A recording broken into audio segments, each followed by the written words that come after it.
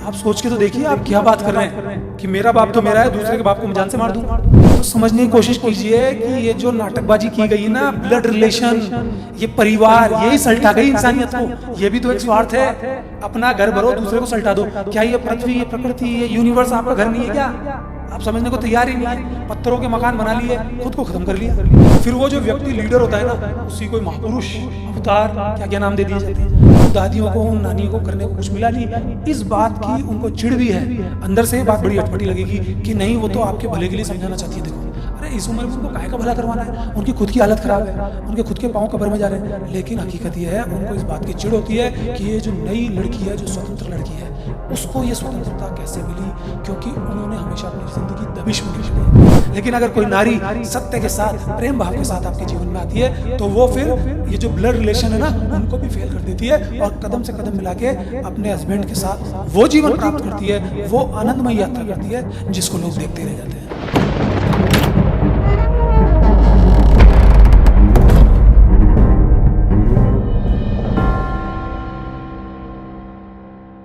नमस्कार, मैं क्षितिज कुमार। आज के पॉडकास्ट में जो विषय है वो आप ही हैं। बहुत खूबसूरत विषय। हमारे साथ हैं आपके चहेते अनमोल।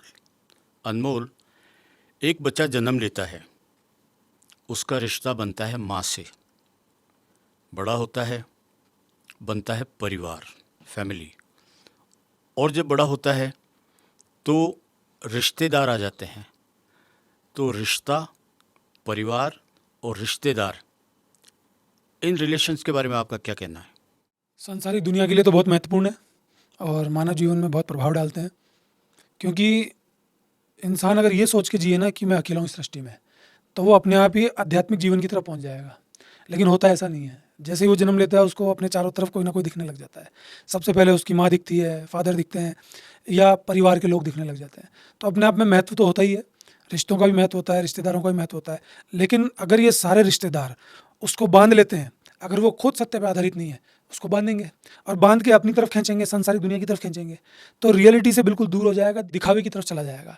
आपने देखा होगा, रिश्तों में कहने की बात अलग होती है और करने की बात अलग होती है, महसूस अलग होता है, बताया कुछ जाता है, दिखाया कुछ जाता है कि साहब हम तो बहुत नज़दीक हैं, हम तो एक दूसरे से बहुत प्यार करते हैं, लेकिन हर कोई एक दूसरे से कट रहा होता है या हर कोई एक दूसरे की बात कर रहा होता है। तो बच्चा हो चाहे बड़ा हो, प्रभाव तो एक दूसरे का ही। छोटा बच्चा भी होता है, अगर किसी चाचा ताऊ का बच्चा है या कोई और दूसरे का बच्चा है, तो उनमें आपस में प्रतिस्पर्धा या आपसी प्रभाव से वो ग्रसित होता है। तो आपस में इन सब लोगों का प्रभाव तो है, लेकिन ये प्रभाव जब ज़्यादा शानदार बन जाएगा कि हर कोई एक दूसरे को दबाए नहीं, हर कोई एक दूसरे को निचोड़े नहीं, और वाकई में उनको स्वतंत्र रखते हुए उस सोच से जुड़े रहने की आज़ादी दे। लेकिन होता इसका उल्टा है। जो रिश्ते और परिवारों की आप बात कर रहे हैं, उसमें इंसान दब जाता है, बंध जाता है और हमेशा के लिए उनमें ही दब के मर जाता है। पुराने समय में संयुक्त परिवार होते थे, जो अब धीरे धीरे टूटते हुए छोटे छोटे रूप में आ गए। जितना बड़ा परिवार होता था उतने ही ज़्यादा रिलेटिव, उतने ही सारे रिश्तेदार। अब सामाजिक प्राणी है आदमी, अकेला तो रह नहीं सकता रॉबिन्सन क्रूसो की तरह से। जब सबके बीच में रहता है तो उसका फ़ायदा है या नुकसान है? सबकी अपनी अपनी कैटेगरी है। बर्फ़ की अपनी ठंडक है, आग की अपनी गर्मी है। मैं ऐसा कह ही नहीं सकता कि संयुक्त परिवार बढ़िया हैं या जो न्यूक्लियर फैमिलीज़ हैं वो बढ़िया हैं। संयुक्त परिवार में बच्चा बहुत सारी चीज़ें सीखता था। कौन कैसे क्या कर रहा है, किसका क्या लेना देना है, उनकी बातों को सीखता था, सहज भाव की तरफ जाने की स्थिति रहती थी। लेकिन उसकी प्रॉब्लम भी है कि यदि उसमें मुखिया गड़बड़ है, तो मुखिया क्या करता था, अपनी अपनी चलाता था कि मैंने जो बोल दिया वही सब कुछ है, चाहे वो दादाजी के रूप में हो, चाहे फादर के रूप में हो। उस जगह क्या होता था कि उस व्यक्ति का फ्रीडम छिन जाता था।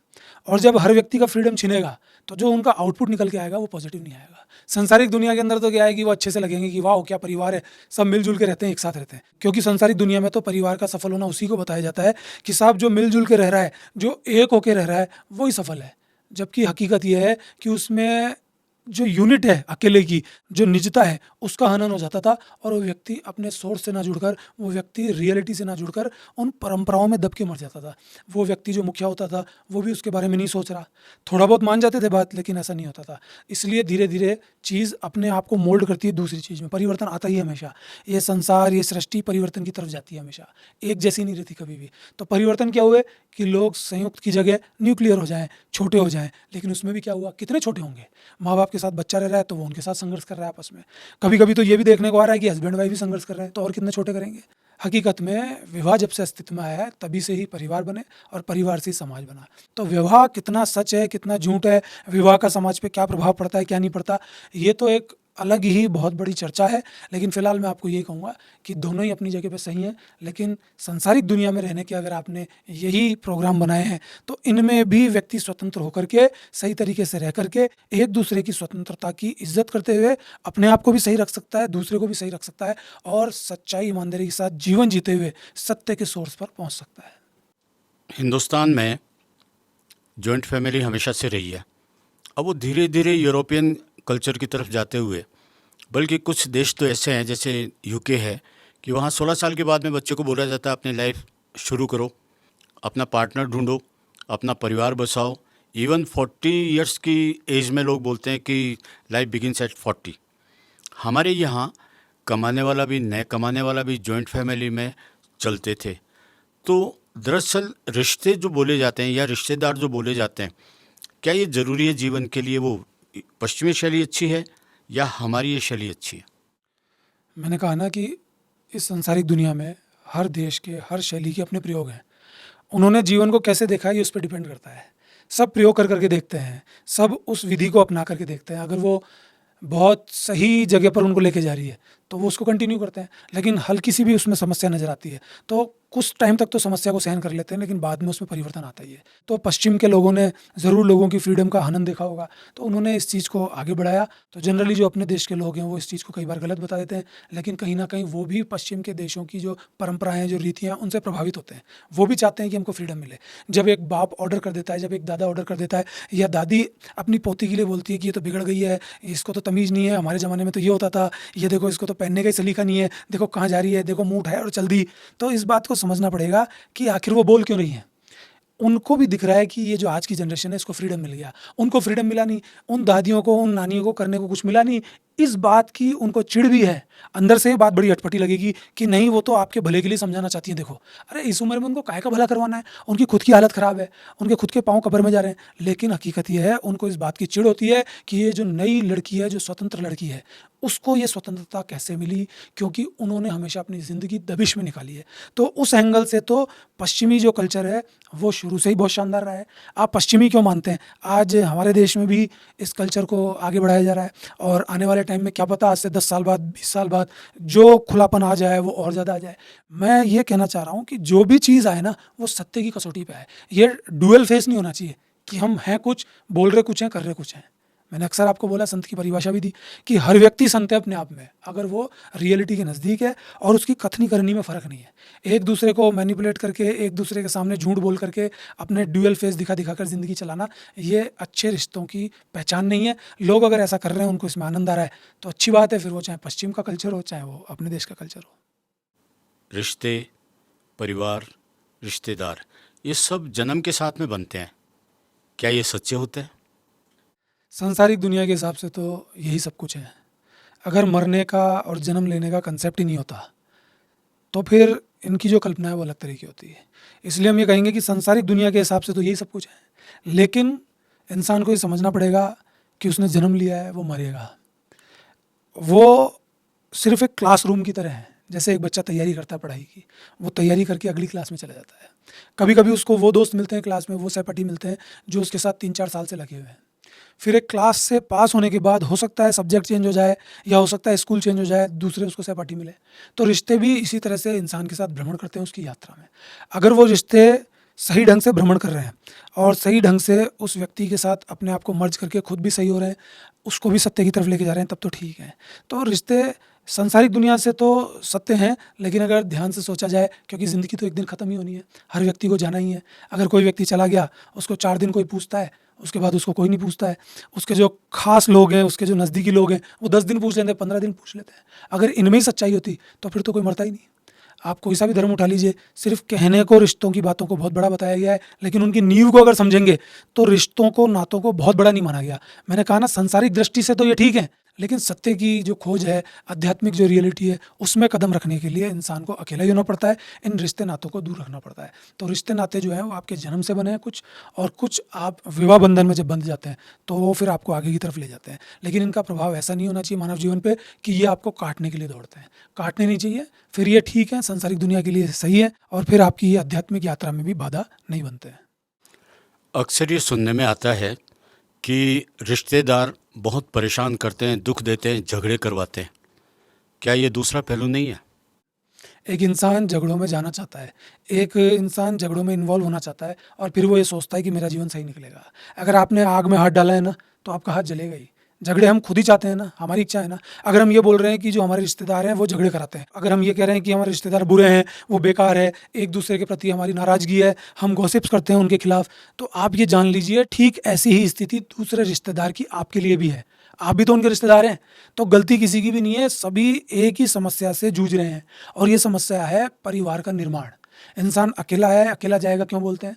अगर वो किसी की ज़िंदगी में प्रॉब्लम क्रिएट करेगा, अगर वो उसको जीने नहीं देगा, बार बार परेशान करेगा, ऐसे प्रपंच रचेगा जिससे कि उसकी सांसें दूभर हो जाएं, उसको समस्या आ जाए और वो बिल्कुल परतंत्र होकर अपना जीवन जीने लग जाए, तो ऐसे रिश्तेदारों में फूट डलेगी, आपस में लड़ेंगे। तो थोड़ा कारण खुद का भी है कि खुद भी हम नहीं चाहते। आप देखना कई लोग ऐसे भी हैं जो फालतू नाटकों में इन्वॉल्व ही नहीं होते, वो अपने जीवन से मतलब रखते हैं। कोई आया, मुस्कुरा के बात कर ली, कोई चला गया तो चला गया। ज़्यादा इन्वॉल्व होंगे, ज़्यादा उनके साथ उठने बैठने की कोशिश करेंगे। हम सोचते ही ना कई बार कि वाह, हम तो इनके साथ पिकनिक मनाने चल जाएं, वाह हंसी खुशी के पल इनके साथ जी लें। तो जितने पल इनके साथ जीने की कोशिश करेंगे, उतना ही उल्टा कर लीजिए, दुख आपके साथ साथ ही आ जाएंगे, क्योंकि सेम दुख जो वो आपको दे रहे हैं, वही दुख आप भी उनको दे रहे हो।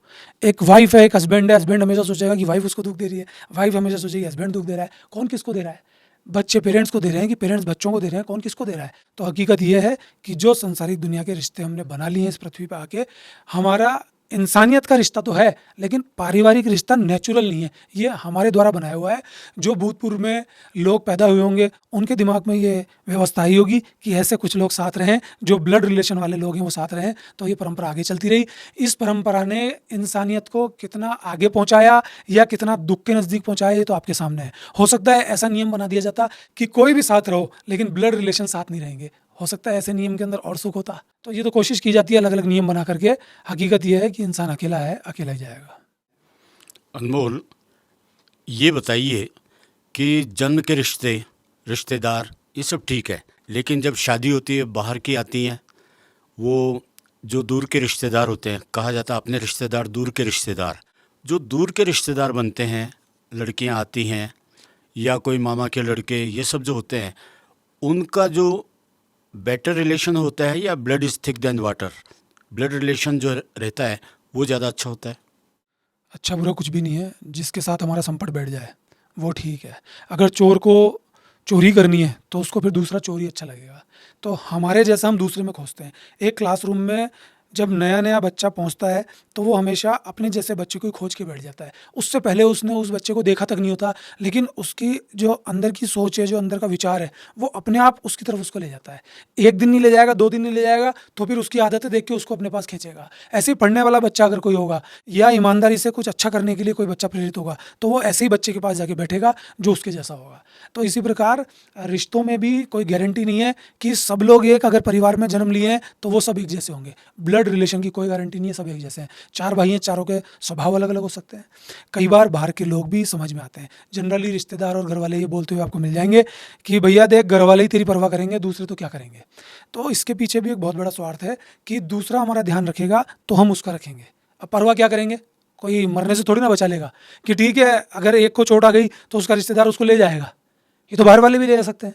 तो क्या ऐसे उदाहरण आपके पास नहीं है समाज में कि घर वाले को चोट लगी, उसको पूछने कोई नहीं गया? रिलेशंस को तो छोड़िए, माँ बाप को लोग दिखाने नहीं ले जा रहे, वो सड़ सड़ के मर रहे हैं। तो बहुत सारे एग्जाम्पल आपके पास हैं। अच्छा इंसान भी आपके पास है, ईमानदार इंसान भी आपके पास है, खूब तरक्की करने वाला इंसान भी आपके पास है, लेकिन सिर्फ ये बोलने में ही तो है, हकीकत तो कुछ और ही है। कहाँ से खुले वृद्धाश्रम? इतिहास गवाह है ना। बाप बेटे में युद्ध नहीं हुए क्या? बेटे ने बाप की गर्दन नहीं काटी क्या? भाई भाई लड़ते नहीं है क्या? औरत के कारण लड़ाई नहीं होती क्या? आप खुद देख लीजिए ना क्या स्थिति है।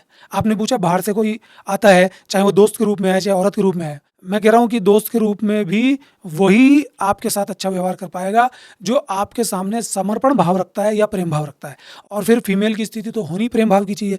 अगर फीमेल एम्बिशियसनेस रख के आएगी, अगर फीमेल महत्वाकांक्षी है, तो आप कुछ भी कर लीजिए, वो आपके घर में कभी भी ना सुख दे सकती है, ना उस व्यक्ति के जीवन में आनंद भर सकती है। वो हमेशा ये हो जाए वो हो जाए, इसका छीन लूँ उसका छीन लूँ, वो पागल रहेगी हमेशा। और जब खुद पागल रहेगी और उसके जैसा हो नहीं पाएगा तो वो अपने हस्बैंड को परेशान करेगी बुरी तरह से।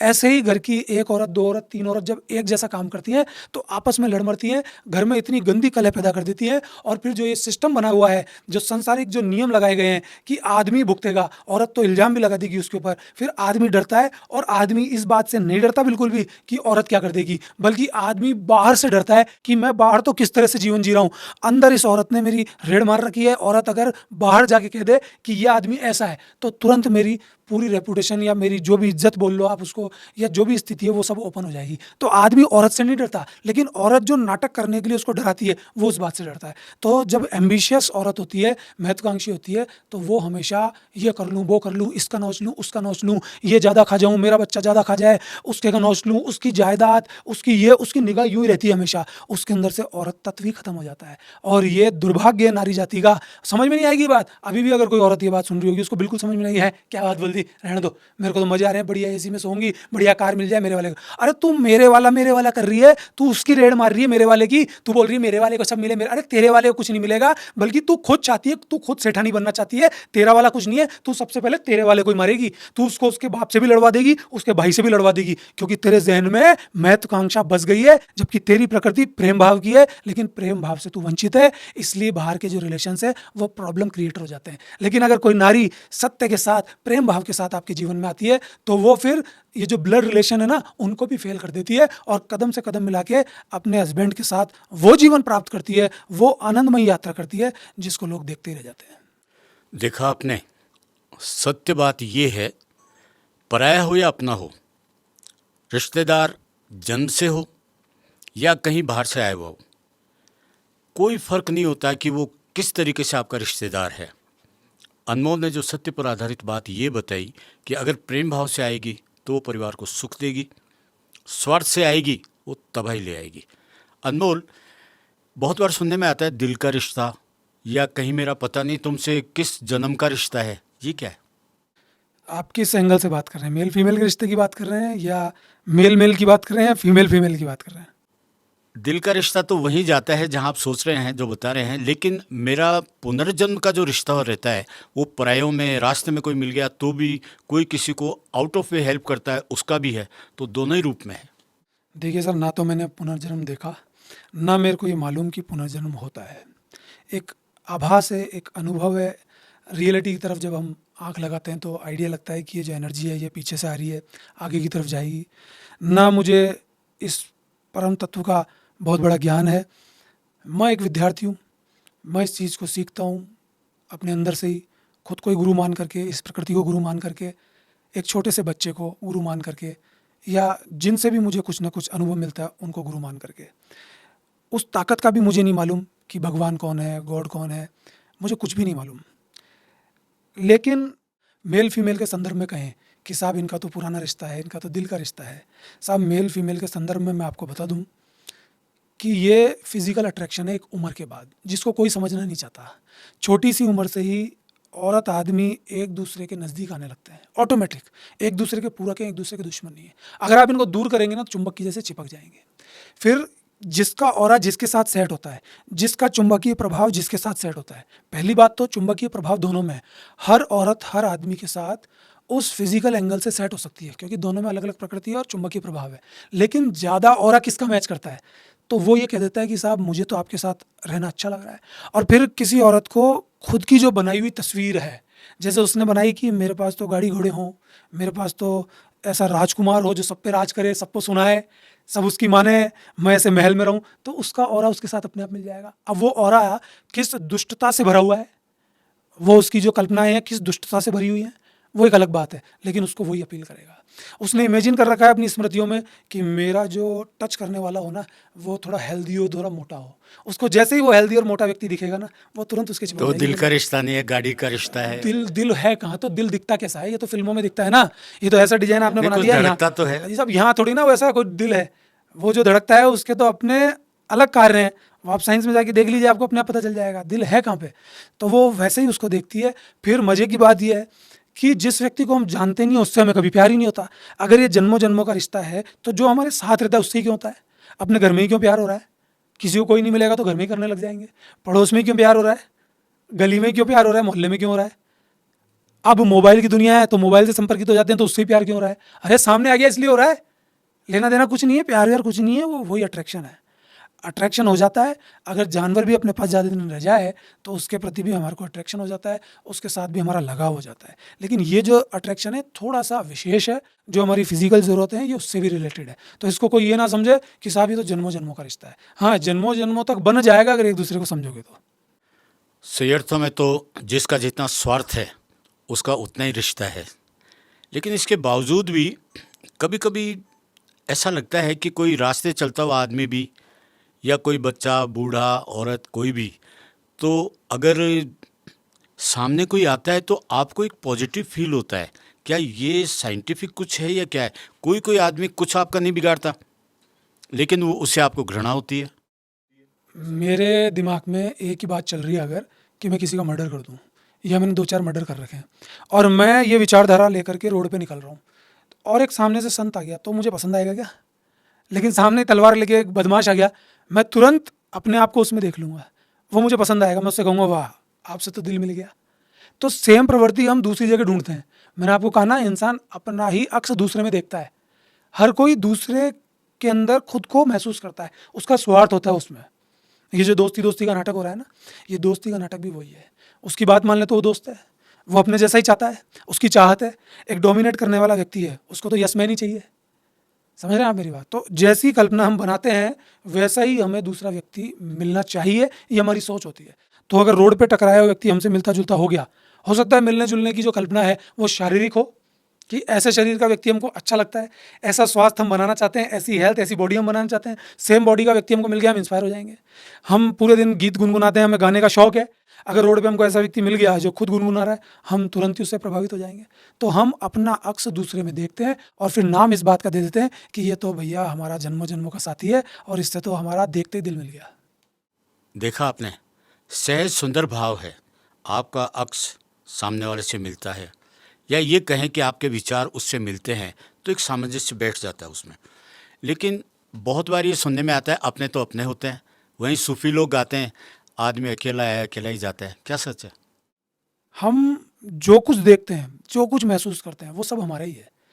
मतलब आपके जो ब्लड से बना है, अगर आप ब्लड रिलेशन की बात करते हैं, तो क्या ये जो पूरा संसार निर्मित हुआ है, ये क्या अलग रंग के ब्लड से निर्मित हुआ है?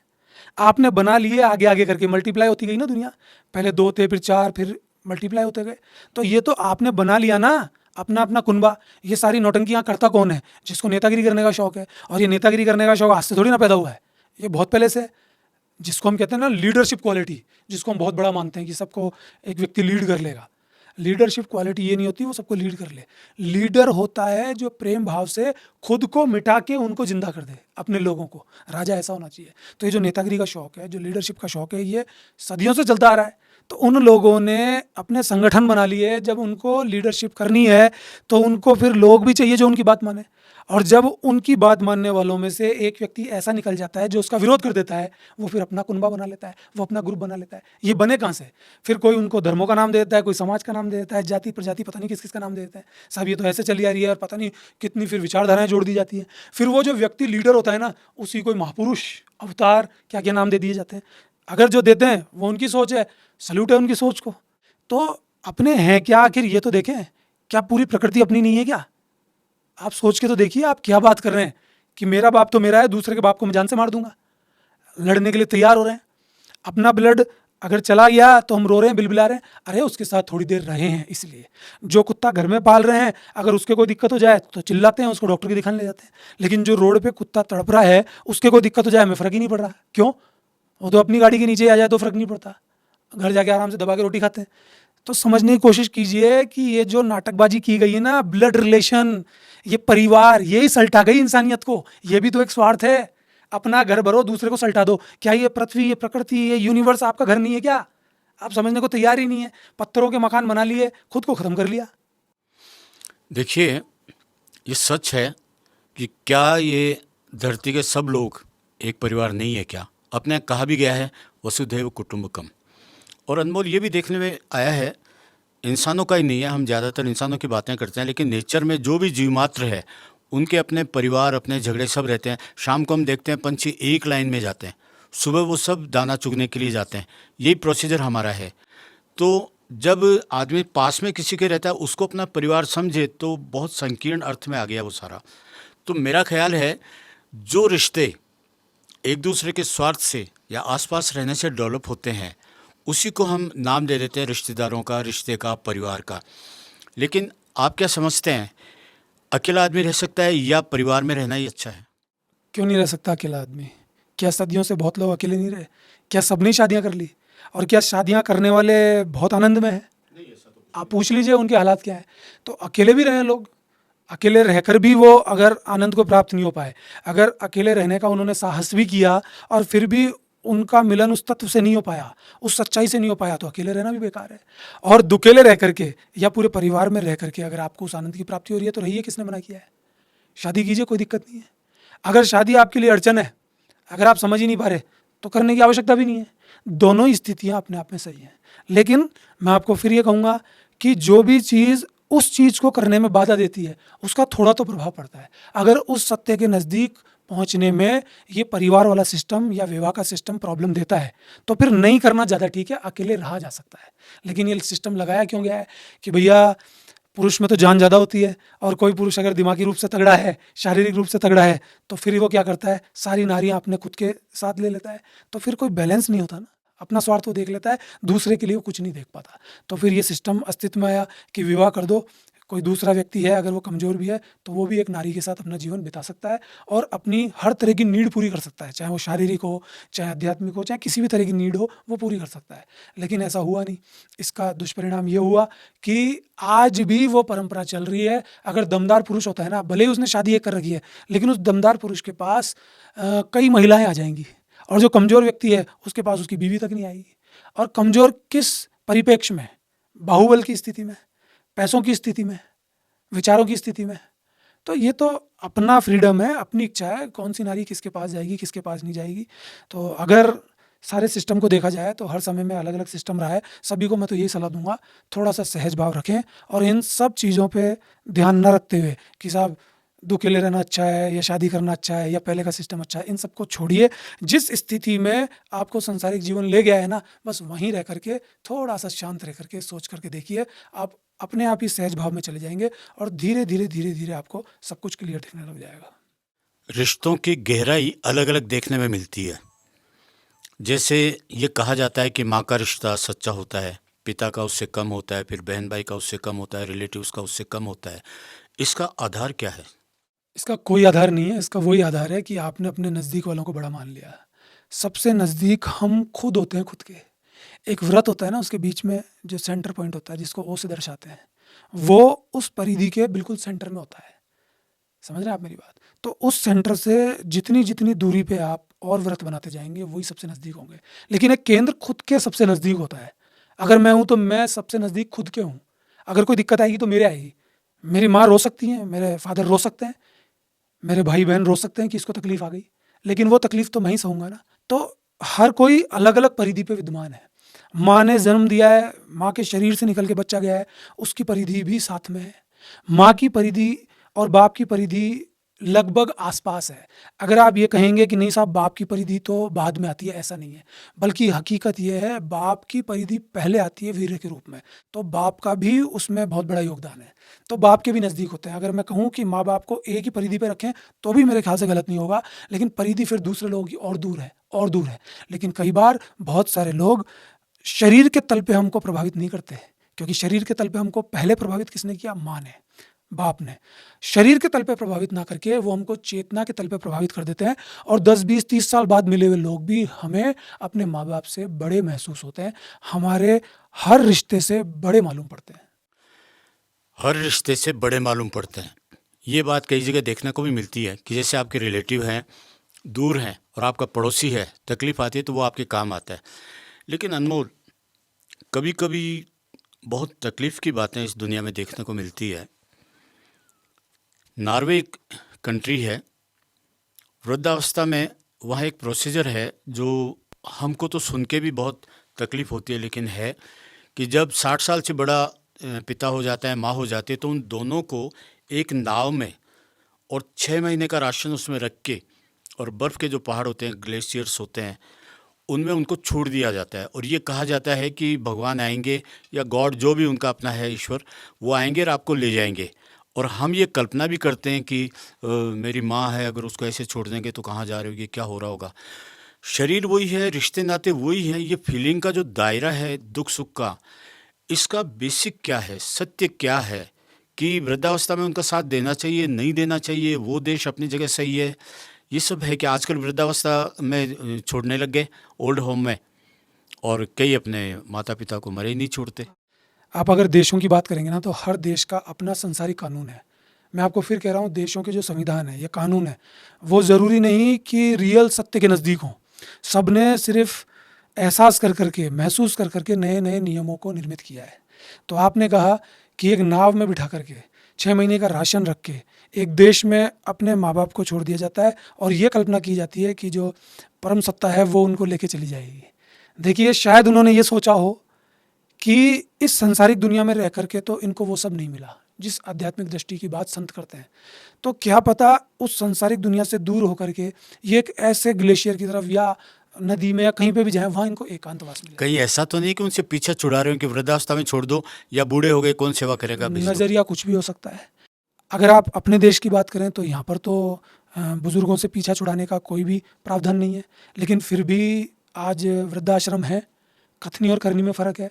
मैं पैरवी नहीं कर रहा हूँ कि वो 6 महीने के लिए छोड़ देते हैं राशन दे करके, लेकिन आपने सवाल पूछा, मैं उसके एवज में उसके पक्ष और विपक्ष बता रहा हूँ कि शायद उन्होंने कोई कल्पना की हो, क्योंकि जिस देश की आप बात कर रहे हैं वो अपने आप में बहुत प्रतिष्ठित है, शिक्षा में, चिकित्सा में, हैप्पीनेस इंडेक्स में। तो वहाँ हो सकता है उनके सोचने का तरीका ये हो, लेकिन सत्य एक है, वो किसी भी देश के लिए एक होता है। ये व्यवस्थाएं हैं, और आने वाले टाइम में तो पता नहीं क्या क्या होगा। हो सकता है 50 साल के आदमी को उसके बाद जिंदा ही नहीं रहने दिया जाए कि इतनी जनसंख्या हो गई कि साहब जीने दो, लोगों को, युवाओं को जीने दो, इन बूढ़ों को हटाओ। तो मुझे तो अभी गए 15 साल हो गए। नहीं तो लगता भी है भाई, इतनी उम्र के व्यक्ति हैं तो मर क्यों नहीं रहे। कई व्यक्ति तो ऐसे हैं, आप देखा होगा फेसबुक पे, उनकी उम्र मान लो 70 75 साल हो गई, 75 साल के हो गए, 80 साल के हो गए, लेकिन जो 50 साल के लोग मर जाते हैं ना, वो उनकी पोस्ट डालते हैं कि ये चल बसा। उनको ये एहसास भी नहीं होता। उनको दुख होता है तो डालते हैं कि ये मेरी उम्र का क्यों नहीं हुआ। नहीं, दुख नहीं होता, उनकी टेंशन हो जाती है। जब भी आप देखेंगे ना किसी की बैठक होती है, कोई मर गया, तो आप देखेंगे कि जो उम्रदार है ना 65-70 की, उनका दिमाग खराब हो जाता तो है। मतलब आप ये कहना चाहते हो उनको भी मर जाना चाहिए? शायद मेरे को लगता है। सर जी, कथनी और करनी में फ़र्क होता है सर। कभी कभी बोलने वाली बात दिल में नहीं होती, और कभी कभी जो बात जुबान पे होती है वो भी सत्य होती है, और दिल भी सत्य होता है। अपने मनपसंद बात बोलता है। बोलने में तो फिर कोई कुछ भी बोलता है। नेता तो पता नहीं क्या क्या बोलते हैं, वो करते थोड़ी ना हाँ, है। नए करने वाला ही पुलिस बोलते वाले हैं। कुछ भी बोलते हैं, टीचर कुछ भी बोलता है, डॉक्टर, वकील सब कुछ भी बोलते हैं, लेकिन वो करते थोड़ी ना है सर। करने वाले व्यक्ति तो अलग ही होते हैं, उनको बोलने की जरूरत ही नहीं है। और आपको तो पता है, मैं तो हर चीज़ उल्टी बोलता हूँ, लेकिन होता कुछ और ही है। नहीं, उल्टी नहीं है। आपने देखा होगा कोई भी चीज़ जो बोली जाती है उसमें कुछ अंश ऐसे होते हैं जो हमारे दिल को कचोटते हैं। हम नहीं चाहते कि वो हो, लेकिन है, ये फैक्ट है। इन्हीं सब के बीच में सबसे अच्छी जो बात है और जो सच्ची बात है वो ये है कि हर समाज अपने नियम बनाता है, हर देश अपना कॉन्स्टिट्यूशन अलग से रखता है, हर देश के डिसीजन अलग होते हैं, हमारे देश के अलग हैं। तो रिश्ते, रिश्तेदार और परिवार, इनके बीच का कोई सामंजस्य है, ये सच्चाई है, इसके साथ रह के जिया जाए या फिर इसको इग्नोर किया जाए? देखिए, आप इन चीज़ों से भाग नहीं सकते। कई लोग ऐसे हैं जो पहाड़ पे जाके बैठ जाते हैं कि मुझे तो इनसे मतलब ही नहीं है। आप कहाँ तक दुनिया छोड़ेंगे? अगर वो आपके मन में है तो पहाड़ पे बैठ करके भी वो मन में रहेंगे। और अगर आप परिवार में हैं, कितने भी लोगों के बीच में, अगर आप में सहज भाव आ गया, आपकी कनेक्टिविटी सत्य से होना शुरू हो गई। मैं शुरू की बात इसलिए करता हूँ साहब, यात्रा बहुत लंबी हो सकती है। एहसास होने लगता है, यही बहुत बड़ी बात है। कईयों के जीवन में तो एहसास ही नहीं होता, कईयों को तो पता ही नहीं क्या हो रहा है, मैं क्या बात कर रहा हूँ ये नहीं पता। अगर शुरुआत हो गई तो अपने आप में यही बहुत बड़ी सूचना है कि चलो कुछ मालूम नहीं चला, लेकिन कम से कम ये तो पता चलने लगा है कि ये भी कोई चीज़ है, एक रास्ता तो दिखा कि यही चीज़ है, ये भी कोई चीज़ नहीं बल्कि यही कोई चीज़ है। जब उनको दिखने लग जाएगा सब कुछ सही हो जाता है। तो इनका कोई बीच का रास्ता नहीं है बल्कि ये खुद एक रास्ता है। आप चाहे सांसारिक दुनिया में रहिए, चाहे आप एकांत में बैठ जाइए, आप पहाड़ पे भी बैठ जाएंगे, जंगल में भी बैठ जाएंगे, वहाँ पे भी आबादी हो जाएगी कुछ टाइम बाद। लोग अकेले होके जाते हैं किसी जगह पे, फिर वहाँ पर जाके फिर बसावट हो जाती है, फिर वो परेशान हो जाते हैं। तो इसका कोई समाधान नहीं है। लोगों के लिए दुनिया बनी हुई है, जीना चाहिए जी भर के, और ये सोच के जीना चाहिए कि मैं अकेला हूँ और मेरे ये जो भी साथी हैं ये भी अकेले होकर के मेरे जैसा ही जीवन जी रहे हैं और ये भी उसी ट्रैक पे जा भी रहे हैं। अगर मुझे वो ट्रैक पता चल रहा है सत्य का तो मैं भी इनकी मदद करूँ और इनको भी उस ट्रैक पे आगे बढ़ाऊँ। देखा आपने, कितनी खूबसूरत बात है। परिवार होता है, रिश्ते होते हैं, रिश्तेदार होते हैं, अपने होते हैं, पराये होते हैं, सब कुछ है। लेकिन जो सत्य पर आधारित बात अनमोल ने कही, वो ही सत्य है कि आदमी अकेला आया है, अकेला जाता है, कोई किसी का नहीं होता। बस आज का पॉडकास्ट यही समाप्त करते हैं। मिलेंगे एक और बहुत खूबसूरत आप ही के किसी विषय पर आधारित नए पॉडकास्ट में। तब तक के लिए आज्ञा दीजिए। Take care.